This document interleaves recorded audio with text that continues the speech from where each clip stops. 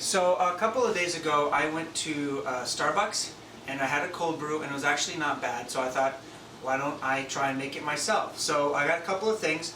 I've got a jar here, just got this from IKEA. I don't know what volume this is. How about 2 Michigan cups worth? Go Blue. But what I do know is I took ungrinded whole bean, I filled it max up to here, and then I grinded it to medium coarse, and this is 1.5 cups worth for this amount, so it's probably pretty strong. So what I did was I filled this up with cold water, very, very cold water actually, and I let this stand and brew for basically 24 hours.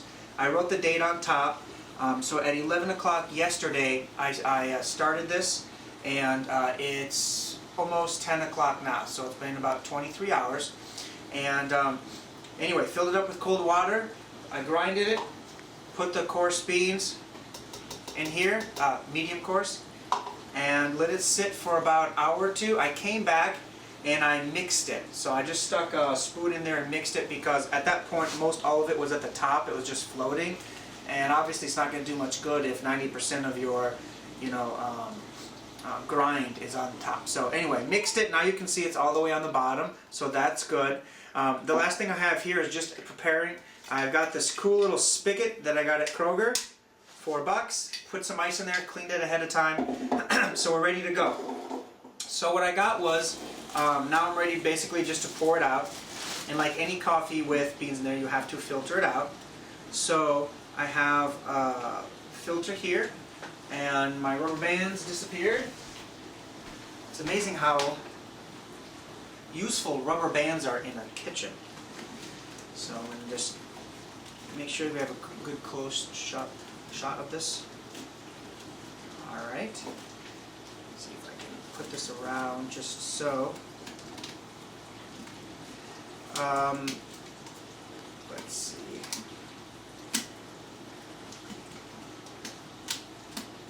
There's a lot of different instruction and different suggestions on what kind of beans are best for cold brew, exact measurements.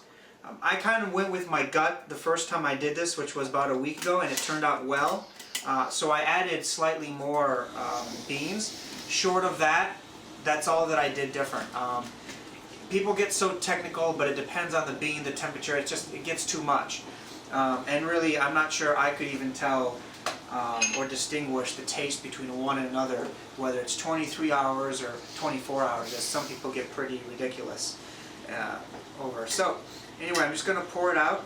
Can you zoom in on this? And let me show you ahead of time how I've done this. I just took a filter, put it in, put rubber bands around the perimeter so it's nice and secure, and I'll just pour it slowly, and hopefully that'll be that.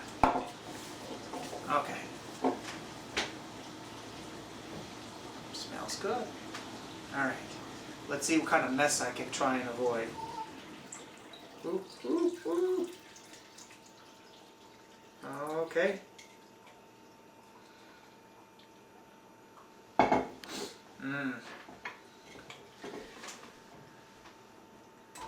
It's gonna take a little while, I guess. That's not a bad idea. Yeah, because there's going to be, as you're pouring, there's going to be a lot of grind on it, yeah. So as soon as this is filtered and done, you can drink it right away. There's nothing else that you need to do. Add your creamer if that's what you were looking for. Pour just a little bit more here. And we'll wait out. So this seems it's going to take a little while. Part of the reason it's going to take a while because as I'm pouring it, some of this, what I would call soot at this point, it's kicking up, so we may have to replace this in about a minute or so. So a little patience is going to be required.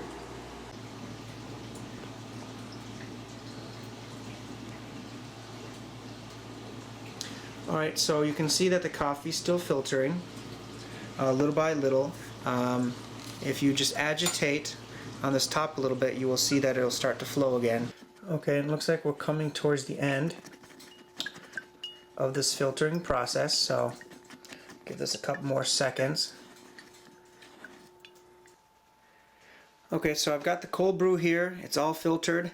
I'm going to use a nice small clear cup just to give a little bit of color indication. And I'll shut up now so you can watch it pour.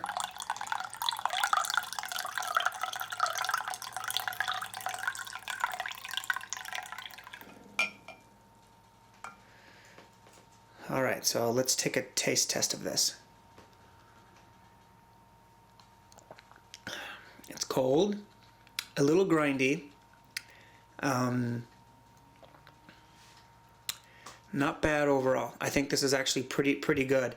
Seems a little stronger than maybe like a light coffee, but I think maybe it was too finely grinded. I can taste just a hint of the grind, but I'm gonna put a little half and half in.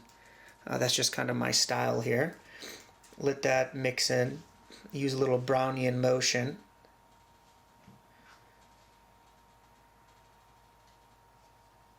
That looks awesome.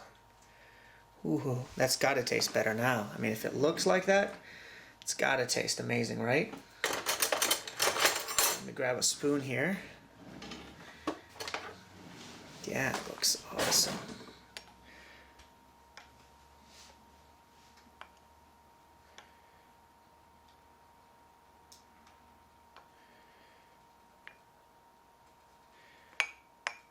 For those who may just can tell by the color, I'm not sure. All right, now let's take a test of this. Let's have a flavor test.